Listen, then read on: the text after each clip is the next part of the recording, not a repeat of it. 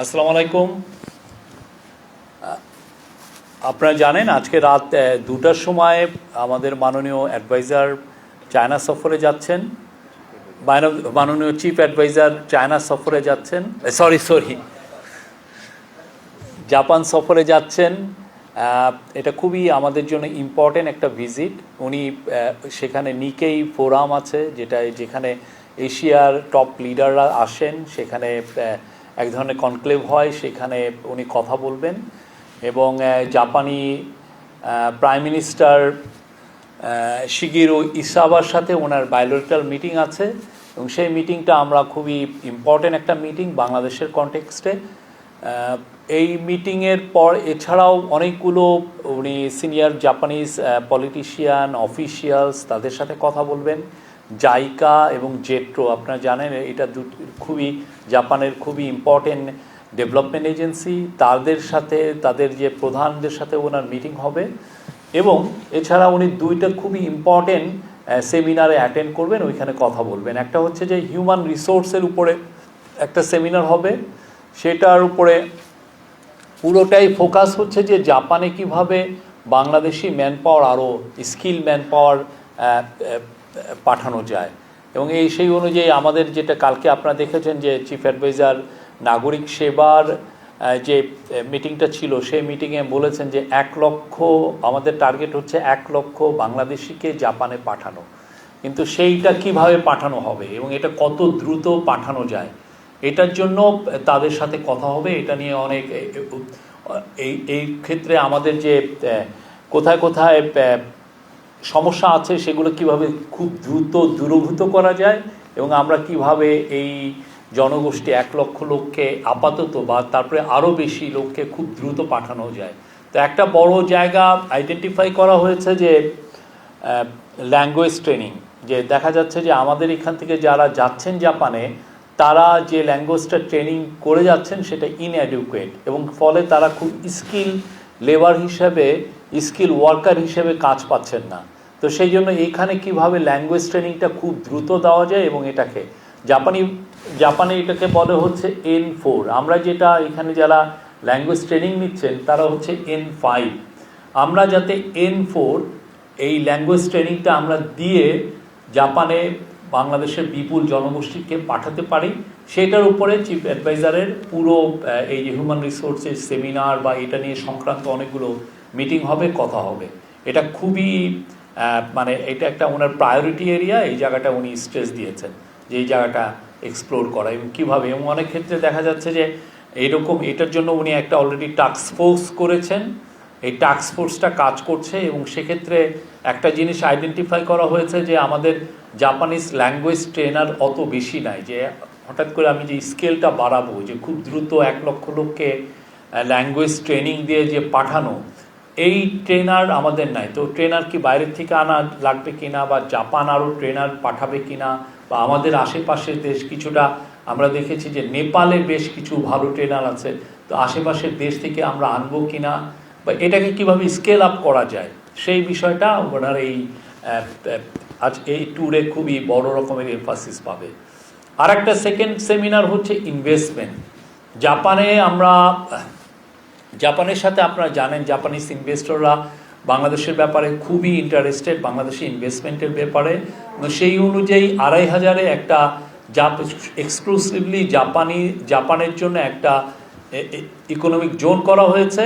সেই ইকোনমিক জোনে যাতে আরও বেশি জাপানিজ ইনভেস্টর আসেন এবং তাদের জন্য কি কি ফ্যাসিলিটি দেওয়া যায় সেটার উপরে উনি কথাবার্তা বলবেন। ওই যেই সেমিনারটা হবে সেখানে আমরা আশা করছি 300-র মতো জাপানিজ ইনভেস্টর থাকবে, তাদের উদ্দেশ্যে প্রফেসর ইউনূস কথা বলবেন এবং অনেক ক্ষেত্রে কারো সাথে আরও বেশি আরও আমরা এক্সটেন্সিভ মিটিং হওয়ার সম্ভাবনা আছে। তো এই জায়গাটাও উনি এমফাসিস দিচ্ছেন। এটাকে এমফাসিস দেওয়ার একটা বড় উদ্দেশ্য হচ্ছে যে আপনারা জানেন যে আমরা একটা বড় রকমের প্ল্যান নিচ্ছি যে Matarbari Maheshkhali Matarbari integrated development initiative MIDI, এটার উপরে চিফ অ্যাডভাইজার খুব জোর দিয়েছেন। এইখানে অনেকগুলো প্ল্যান, এই পুরো প্ল্যানটা যদি এক্সিকিউট করা হয় করতে হলে আমাদের যেটা কালকে একটা এটা নিয়ে অনেক বড় মিটিং হয়েছে, সেখানে দেখা যাচ্ছে যে এখানে ইনভেস্টমেন্ট লাগবে $140 বিলিয়ন মতো। তা আপাতত এটা অনেক 2040-50 সাল পর্যন্ত। তো সেই জায়গায় যাতে কত দ্রুত ইনভেস্টমেন্ট কিভাবে আনা যায় সেটার জন্য ফোকাসটা থাকবে। তো এই জায়গায় অলরেডি যে প্ল্যান নেওয়া হচ্ছে যে হাইওয়ে হবে, খুবই মানে 6 লেন হাইওয়ে হবে, সেখানে অনেকগুলো পাওয়ার প্ল্যান্ট হচ্ছে এবং অলরেডি প্ল্যান হচ্ছে যে ওইখানে 6টা পোর্ট টার্মিনাল হবে এবং এই 6টা পোর্ট টার্মিনালকে মাতারবাড়ি পোর্ট টার্মিনাল এটা হলো ডিপ সি পোর্ট, যেখানে ওয়ার্ল্ডের বড় বড় শিপিং কোম্পানিগুলো বড় বড় কন্টেনার জাহাজ এখানে ভিড়বে। আমাদের চিটাং পোর্টের একটা সমস্যা হচ্ছে যে ড্রাফটের সমস্যা। 11-12 মিটারের বেশি চিটাং পোর্টের থেকে আমরা ড্রাফট পাই না, মানে যেই জাহাজটা যত দূর নিচে পর্যন্ত যেতে পারে। তো এই মাতারবাড়ির একটা বড় অ্যাডভান্টেজ হচ্ছে যে এখানে যে সমস্ত জাহাজের ড্রাফট 20 মিটার তারাও এখানে এসে ভিড়তে পারবেন। তো সেই জন্য এটার জন্য বড় বড় জাহাজ, ফলে আমাদের যেটা হবে যে আমরা তখন মাতারবাড়ি ডিপসিপের পোর্টকে যদি 6টা টার্মিনাল যখন তৈরি হয়ে যাবে, আমাদের আর বাংলাদেশ থেকে এটা সিঙ্গাপুরে আর আমাদের প্রোডাক্ট পাঠানো লাগবে না, যে ওইখান থেকে আবার বিভিন্ন বড় বড় পোর্টে যে পাঠানো এটা এখন ডাইরেক্ট মাতারবাড়ি থেকে হবে। তো আমাদের চিফ অ্যাডভাইজারের প্ল্যান হচ্ছে মাতারবাড়িকে ঘিরে মাতারবাড়ি মহেশখালীকে একটা নিউ সিঙ্গাপুরে টার্ন করা। আপনারা জানেন সিঙ্গাপুর কিভাবে চেঞ্জ হয়েছে, একটা পোর্টকে ঘিরে সিঙ্গাপুর চেঞ্জ হয়ে গেছে। সিমিলারলি দুবাই একইভাবে ট্রান্সফর্ম হয়েছে। তো এই মাতারবাড়ি মিডিতে উনি চাচ্ছেন যে একটা সিটি, একটা প্ল্যানেড একটা সিটি হবে, এখানে একটা অনেকগুলো পাওয়ার প্ল্যান্ট থাকবে, ওইখানে লজিস্টিক হাব হবে, ম্যানুফ্যাকচারিং হাব হবে এবং এনার্জি হাব হবে। এইগুলো প্রত্যেকটার জন্য উনি এই জাপান সফরে উনি ইনভেস্টমেন্ট সিক করবেন, বিভিন্ন যাদের সাথে কথা হবে যে এটার বিষয়ে, কেননা এটা অনেক আগে জাপানেরও এটার বিষয়ে যথেষ্ট ইন্টারেস্ট ছিল। তারা বিগ বি একটা ইনিশিয়েটিভ আছে, সেই অনুযায়ী তারা এই জায়গাটা এই বাড়ির ব্যাপারে বা এখানে ইনভেস্টমেন্টের ব্যাপারে তাদের ইন্টারেস্টটা সবসময় ছিল এবং এটাকে আরও যাতে ডিপেন্ড হয়, আরও যাতে তাদের সমস্ত বড় বড় কোম্পানিকে যাতে বাংলাদেশে এনে তাদের ইনভেস্টমেন্ট করা যায়, সেই জন্য এই পুরো ট্যুরে এই ফোকাসটা থাকবে। মাতারবাড়ি ঘিরে আরও মানে পুরো এটার সাথে মাতারবাড়ি যখন ডেভেলপ হবে, অ্যাট দ্য সেম টাইম কক্সবাজারও ডেভেলপমেন্ট হবে। কক্সবাজার অলরেডি দেখেছেন যে আমাদের গভর্নমেন্ট খুব দ্রুত কক্সবাজারের এয়ারপোর্টটাকে ইন্টারন্যাশনাল এয়ারপোর্টে ট্রান্সফর্ম করছে, যাতে যারা ইনভেস্টর তারা বাংলাদেশে সরাসরি কক্সবাজারে এসে নামবে, নেমে তারা মাতারবাড়ি বা মিডি যে এরিয়া সেখানে এসে তাদের জায়গায় চলে যে আবার মানে তাকে চিটাগাং বা ঢাকায় আসতে হবে না, উনি সরাসরি অপারেট করবেন কক্সবাজার থেকে। তো এটা আমরা এই ধরনের একটা প্ল্যান আছে। তো সেই জন্য বিশাল ইনভেস্টমেন্ট দরকার। সেই ইনভেস্টমেন্টের জন্য উনি জাপানিজ কর্তৃপক্ষের সাথে, জাপানিজ বড় বড় লেন্ডিং এজেন্সির সাথে এবং জাপানিজ বড় ইনভেস্টরদের সাথে উনি কথা বলবেন। এটা একটা বড় এই ট্যুরের ইয়ে। আর এখানে বায়োলেটারাল বিষয়ে যেটা আছে যে আমরা এক্সপেক্ট করছি বিটুইন 500 থেকে 750 মিলিয়ন ডলার বা আপ টু $1 বিলিয়ন মতো আমরা সাপোর্ট এক্সপেক্ট করছি জাপানের থেকে। তার মধ্যে প্রায় $500 মিলিয়ন মতো হবে বাজেট সাপোর্ট, $500 মিলিয়ন মতো হবে বাজেট সাপোর্ট। তো এইটা এই পুরো, এছাড়া উনি একটা ইউনিভার্সিটি থেকে অ্যাওয়ার্ড পাবেন, আরও কিছু কিছু ইম্পর্টেন্ট মিটিং আছে জাপানের। এটাই ছিল। আর আমাদের জুলাই যে শহীদদের বিষয়ে একটা আপডেট আছে, সেটা আমাদের deputy press secretary Azad Majumdar বলছেন।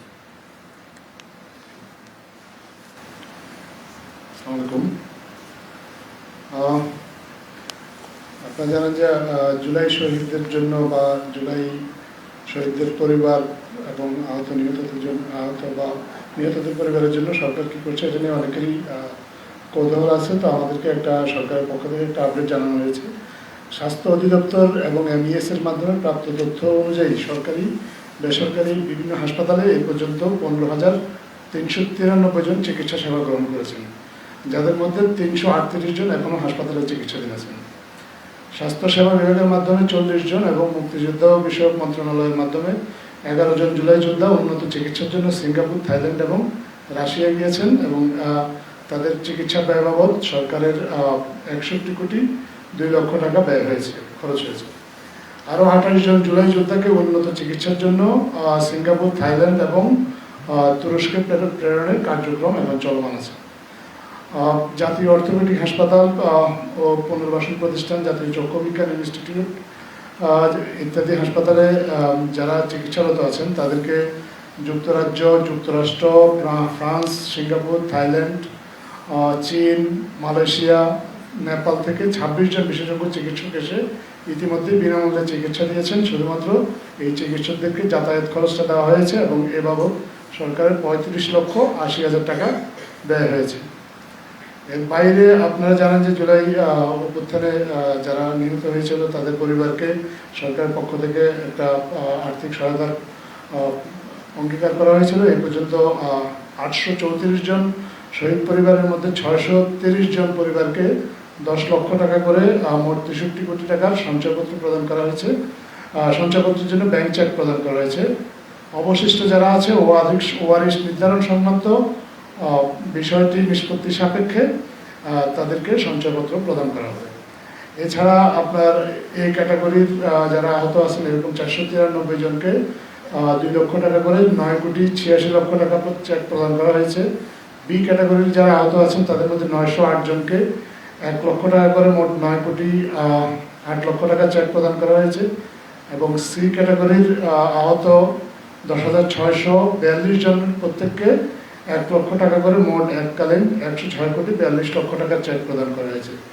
আহতদের চিকিৎসা, শহীদ পরিবারের সঞ্চয়পত্র প্রদান, আহতদের চেক প্রদান বাবদ সর্বমোট খরচ হয়েছে এ পর্যন্ত 285 কোটি 18 লক্ষ টাকা। এটাই হচ্ছে জুলাইয়ের আপডেট। আমরা এটা পরবর্তীতে আপনাদের কাছে শেয়ার করে দেবো। আরেকটা বিষয় আমার আপনাদের সাথে শেয়ার করা আছে, আমি 1 মিনিট আমাকে সময় দেন, আমি একটা বিষয় শেয়ার করছি। সেটা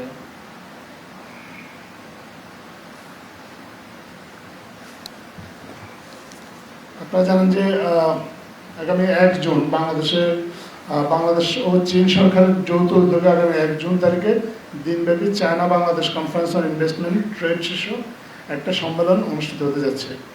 এই সম্মেলনে প্রায় 100টি চাইনিজ প্রতিষ্ঠানের 250 জন বিনিয়োগকারী ও ব্যবসায়ী অংশগ্রহণ করবে, যাদের মধ্যে ফরচুন 500 অন্তর্ভুক্ত 6-7টি প্রতিষ্ঠানের শীর্ষ কর্মকর্তা রয়েছেন। এছাড়াও চীনের 4টা চেম্বার অফ কমার্সের শীর্ষ প্রতিনিধিগণ উপস্থিত থাকবেন। বাংলাদেশে এই প্রথম এত বৃহৎ সংখ্যক চাইনিজ বিনিয়োগকারী ও ব্যবসায়ী একযোগে বাংলাদেশ সফর করে আসছেন। উল্লেখযোগ্য যে এটা এর আগে আমাদের যে এপ্রিলে যে বিনিয়োগ সম্মেলন হয়েছিল তারই ধারাবাহিকতায় এই বিনিয়োগ সম্মেলনটি হচ্ছে।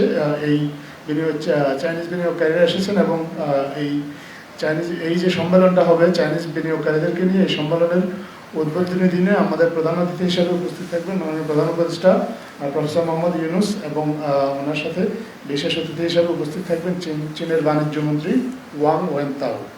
এটার এই চাইনিজ যে এই বিনিয়োগকারীরা আসছেন এটা আসলে যৌথভাবে ওনাদেরকে হোস্ট করছে বেজা এবং বিডা। ধন্যবাদ। এইটুকুই আমার কাছে আপডেট আছে। এখন আপনাদের কাছে যদি কোনো প্রশ্ন থাকে।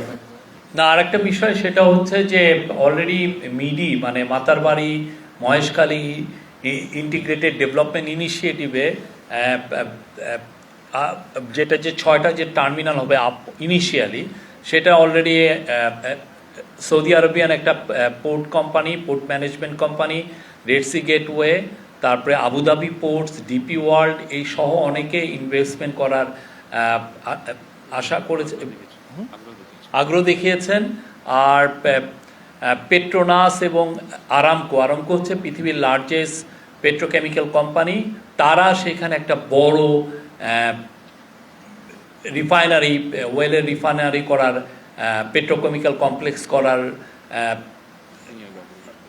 ইন্টারেস্টটা শো করেছেন। তো এছাড়া জাপানিজ কোম্পানি জেরা এবং অন্যান্য পেট্রোনাস এবং বেশ কিছু কোম্পানি যারা ইভেন মিডল ইস্টের কিছু কোম্পানি তারা ওইখানে ল্যান্ড বেস FSRU যেটার মাধ্যমে এলএনজি মানে এলএনজি টার্মিনাল করারও আগ্রহ প্রকাশ করেছেন। তো এটা ছিল। তো এছাড়া পুরো আমাদের ERD আমাদেরকে যেটা দিয়েছে সেটা হচ্ছে যে পুরো মাতারবাড়িকে একটা ইন্ডাস্ট্রিয়াল এবং লজিস্টিক্স হাব করতে হলে ইনিশিয়ালি আমাদের $18 বিলিয়ন লাগবে। এই $18 বিলিয়ন আমরা মানে এইটা কি আমরা চেষ্টা করব যে এটা যাতে ডিসকাশনে আসে বা এই পুরো ভিজিটে এটা নিয়ে কথাবার্তা হয়, এটার একটা ইচ্ছা আছে। আর কক্সবাজারের ডেভেলপমেন্টের জন্য $2.5 বিলিয়ন এবং একটা ইন্টিগ্রেটেড কানেক্টিভিটি ইনফ্রাস্ট্রাকচার করার জন্য $3.3 বিলিয়ন। তো এই টোটাল ইনভেস্টমেন্ট রিকোয়ারমেন্ট এই পুরো জায়গায় আপাতত হচ্ছে $28.965 বিলিয়ন, মানে প্রায় $29 বিলিয়ন। তো এগুলো নিয়ে কিছু প্রজেক্ট নিয়ে, সবগুলো না, কিছু প্রজেক্ট নিয়ে যেগুলো খুবই দরকার, এসেনশিয়াল রাইট নাও, সেগুলো নিয়ে জাপানিজ যেগুলো ডেভেলপমেন্ট এজেন্সিস আছে সেগুলোর সাথে তাদের সাথে কথা হবে। তো আমরা আশা করছি এটা খুবই ফ্রুটফুল একটা ভিজিট হবে। চিফ অ্যাডভাইজার 31শে মে দেশে ফিরে আসবেন। আপনাদের মধ্যে কোনো কোশ্চেন থাকলে একটু বলবেন। আমি রাশিদুল ইসলাম বিএসএস থেকে বলছি। শুভা, আপনি একটি হচ্ছে যে বাজেটারি যে সহযোগিতার কথা বলেছেন, এর আগে একটি বিষয় বলে যে আপনি জানেন যে ইকোনমিক পার্টনারশিপ যেটা জাপানের সঙ্গে হওয়ার কথা 2025 সালের মধ্যে, এটা নিয়ে কি কোনো আলোচনা হবে কিনা? আরেকটি বিষয় যে আপনি যেটা বলছিলেন যে $1 বিলিয়ন, এর মধ্যে 500 মিলিয়ন হচ্ছে বাজেটারি সহযোগিতা, সেই বাজেটারি সহযোগিতা কোন কোন খাতে ব্যয় করা হবে? আরেকটা আর $500 মিলিয়ন সেটা কোন ফরম্যাটে আমরা পাচ্ছি? আমরা আশা করছি যে প্রায় $500 মিলিয়ন আসবে বাজেট সাপোর্ট, যেটা সরাসরি বাজেটে ইনক্লুড হবে। তারপরে আমাদের বাজেটে যেগুলো রিকোয়ারমেন্ট সেই জায়গায় এটা স্পেন্ডিংটা হবে। আর $250 মিলিয়ন আমরা সাপোর্ট আশা করছি রেলওয়ের জন্য। এইটা আশা করছি যে 250, বাকিটা অন্যান্য খাতের থেকে আসবে। তো আমরা এই দুইটা জায়গায় আমরা আশা করছি যে প্রায় $750 বা $700 মিলিয়ন আসবে, বাকিটা অন্যান্য খাতে। আপনারা জানেন 7টা MOU হবে, কালকে অলরেডি আমাদের ফরেন মিনিস্ট্রি এই বিষয়ে জানিয়েছেন। আশা করছি আমরা। আমি জিলানি সম্মেলনে কাজ করি। দুটি বিষয়ে জানতে চাই। একটি বিষয় হচ্ছে যে ইন্দো প্যাসিফিক কৌশলে বাংলাদেশ 2023 সালে ইন্দো প্যাসিফিক আউটলুক প্রকাশ করেছে এবং এই ভিজিটে রুল বেসড অর্ডার দেখতে চায়। এই বিষয়ে বাংলাদেশ একাধিকবার তার সমর্থন বা তার প্রত্যাশা ব্যক্ত করছে। আমি যতটুকু জানি যে এই সফরে জাপান এই ইন্দো প্যাসিফিক কৌশলে বাংলাদেশের সমর্থনের পুনরাবৃত্তি আবারও ডিক্লেয়ার করেছে। এই বিষয়টা একটু বলবেন। আরেকটি বিষয় হচ্ছে যে এই সফরে আঞ্চলিক পরিস্থিতি নিয়ে কোনো আলোচনা হবে নাকি? লাইক ভারত, চীন, মিয়ানমার ইস্যুগুলো আলোচনা আসতে পারে। ধন্যবাদ। আমি আগেই স্পেসিফিক কি বিষয়ে আলোচনা হবে এটা আমি এখনই বলতে পারছি না, বাট একটা জিনিস যেটা হবে যে জাপানের সাথে আমাদের যে রিলেশনশিপ, জাপান জানেন আপনি বাংলাদেশের লার্জেস্ট বায়োলেটারাল ডোনার, বিভিন্ন ডেভেলপমেন্ট প্রজেক্টে তাদের প্রচুর ইনভেস্টমেন্ট আছে। তা আমাদের সাথে তাদের সম্পর্কটা আরও সুগভীর হবে, এটা নতুন উচ্চতায় যাবে এই ভিজিটের মাধ্যমে, এইটুকু আমি বলতে পারি। আমি নূর হোসেন বলছি এনটিভি থেকে। ভাই, আমরা হচ্ছে ঢাকা মহানগর পুলিশের থেকে বেশ কয়েক দফায় প্রজ্ঞাপন জারি হইতে দেখেছি। আমাদের প্রধান উপদেষ্টা বাসভবনের সামনে, সুপ্রিম কোর্টের সামনে এবং সচিবালয়ের সামনের যে সড়কগুলো রয়েছে, এখানে সব ধরনের সভা বিক্ষোভ এসব নিষিদ্ধ। কিন্তু আজকেও আমরা লক্ষ্য করলাম একটি গোষ্ঠী অথবা কিছু মানুষ সচিবালয়ের সামনে গিয়ে সচিবদের বা ফ্যাসিবাদের দোষকদের অপসারণের দাবিতে একটি আন্দোলন করেছে। সেখানেও পুলিশ কোনো ধরনের বাধা দেয়নি। কিন্তু এর আগে আমরা কয়েক দফায় দেখেছি, বিশেষ করে বামপন্থী সংগঠনগুলো যখন সচিবালয়ের সামনে যাওয়ার চেষ্টা করেছে, সেটি মৎস্য ভবনের ওখানে আটকে দেওয়া হয়েছিল। কারো ব্যাপারে সরকার এই রকমের সহনশীলতা কেন দেখায় যে নিষিদ্ধ জায়গায় যেখানে আইন ভঙ্গ করে বিক্ষোভ হচ্ছে সেটা ঠেকানোর কোনো পদক্ষেপ কেন আমরা দেখি না? এটা একটা বিষয়। আমি আগে এটার উত্তর দিয়ে, আমরা আশা করব সবাই আইনের প্রতি শ্রদ্ধাশীল হবেন, আইনকে নিজের হাতে তুলে নেবেন না, এবং আমরা মনে করি যে সব কিছু যেগুলো বিষয়ই সেটা আসলে আপনার যদি গ্রাইভেন্স থাকে আপনারা সুনির্দিষ্ট অফিসিয়াল বা এজেন্সির কাছে আপনারা জানাতে পারেন, গভর্নমেন্ট ডিপার্টমেন্টের কাছে। আরেকটি বিষয় হচ্ছে আজকে একটি বড় রায় হয়েছে মানবতা বিরোধী অপরাধের যে মামলা, সেই মামলায় জামায়াতের সাবেক সেক্রেটারি জেনারেল উনি একেবারে খালাস পেয়েছেন। পত্রিকা বা গণমাধ্যম মারফত আমরা জানতে পেরেছি সম্প্রতি প্রধান উপদেষ্টার সঙ্গে প্রধান বিচারপতি দেখা করেছেন। অনেকেই বলার চেষ্টা করছেন যে এখানেও সরকার একটি গোষ্ঠীর কাছে বা কারো কাছে নথি স্বীকার করেছে, এই ধরনের ঘটেছে। এবং আরেকটি বিষয় হচ্ছে প্রসিকিউশন টিমে যিনি ছিলেন রাষ্ট্রপক্ষের হয়ে, তার ব্যাপারে আমরা জানতে পেরেছি তিনি জামায়াতের একেবারে রাজনৈতিক একজন নেতার সন্তান। এই বিষয়গুলো সরকার আসলে কিভাবে? আদালতের বিষয়টা আমি আসলে এখানে আমি কোনো মন্তব্য করব না, এটা আপনার আদালতের ইখতিয়ার। আর চিফ জাস্টিস, হ্যাঁ, উনি 2 দিন বা 3 দিন আগে উনি এসেছিলেন, কিন্তু এটা ছিল হলো উনি কিছুদিন আগে সাউথ আফ্রিকা ভিজিট করেছেন। সাউথ আফ্রিকাতে জানেন যে অনেক ওদের ট্রুথ অ্যান্ড রিকনসিলিয়েশন কমিশন আছে, ওদের অনেক ট্রানজিশনাল জাস্টিসের অনেক ইস্যুগুলো আছে, তো সেগুলো উনি আসলে সাউথ আফ্রিকা উনি ভিজিট করেছেন। এই সাউথ আফ্রিকা ভিজিটের উপরে উনি এসেছিলেন আমাদের চিফ অ্যাডভাইজারের সাথে এই কথা বলতে, এটার উপরে উনি অ্যাপ্রাইজ করতে এসেছিলেন, এর বাইরে কিছু না। আপনি জানেন যে ইতিমধ্যে সচিবালয় কয়েকদিন ধরে সরকারি কর্মচারী কর্মকর্তারা বিক্ষোভ করছেন এবং আপনারা যে ধরনের সরকারি চাকরিজীবীদের জন্য যে সংস্কারের পদক্ষেপ নিচ্ছেন এটার বিরুদ্ধে তারা অবস্থান নিয়েছে এবং নানাভাবে এটা দেখতে পাচ্ছি। এই বিষয়ে আসলে আপনাদের অবস্থানটা কি হবে তাদের বিরুদ্ধে? আমাদের অবস্থান স্পষ্ট। যদি আপনার গ্রাইভেন্স থাকে সেটার জন্য আমাদের সচিবরা আছেন, সচিবদের একটা ছোট কমিটিও আছে, তাদেরকে বলতে পারেন এটা।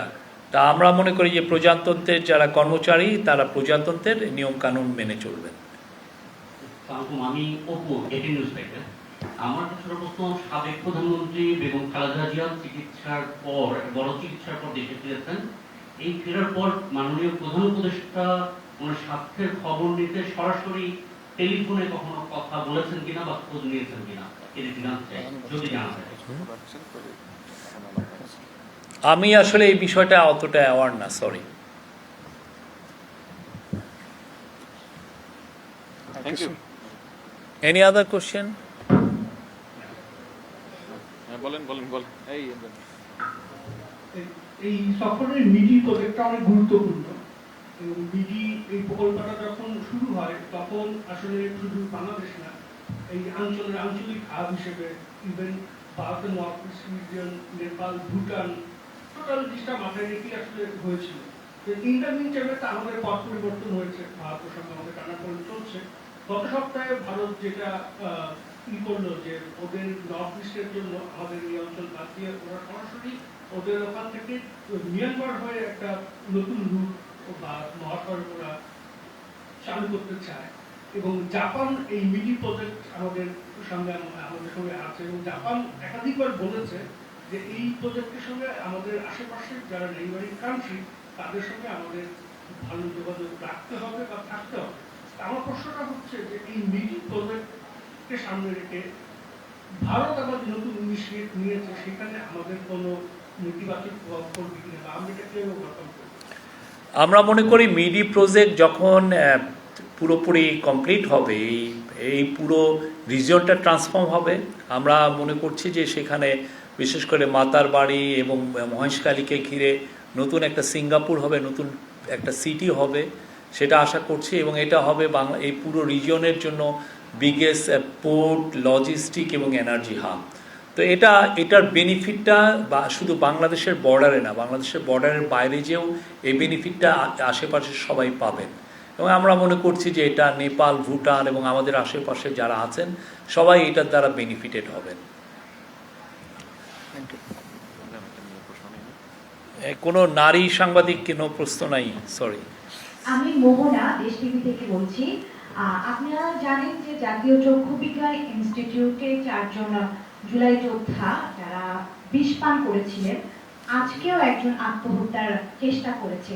তো আপনারা কি তাদের সাথে আসলে আলোচনা করেছেন বা তারা এমনটা কেন করছে, যেখানে আপনারা বলছেন যে বিদেশ থেকে আপনারা চিকিৎসক এনে তাদের সেবা দিয়েছেন? তো এতদিন সময় পার হয়ে গেল, বা এর পেছনে কোনো রাজনৈতিক দলের যোগসাজশ আছে কিনা বা অন্য কোনো কিছু? Thank you.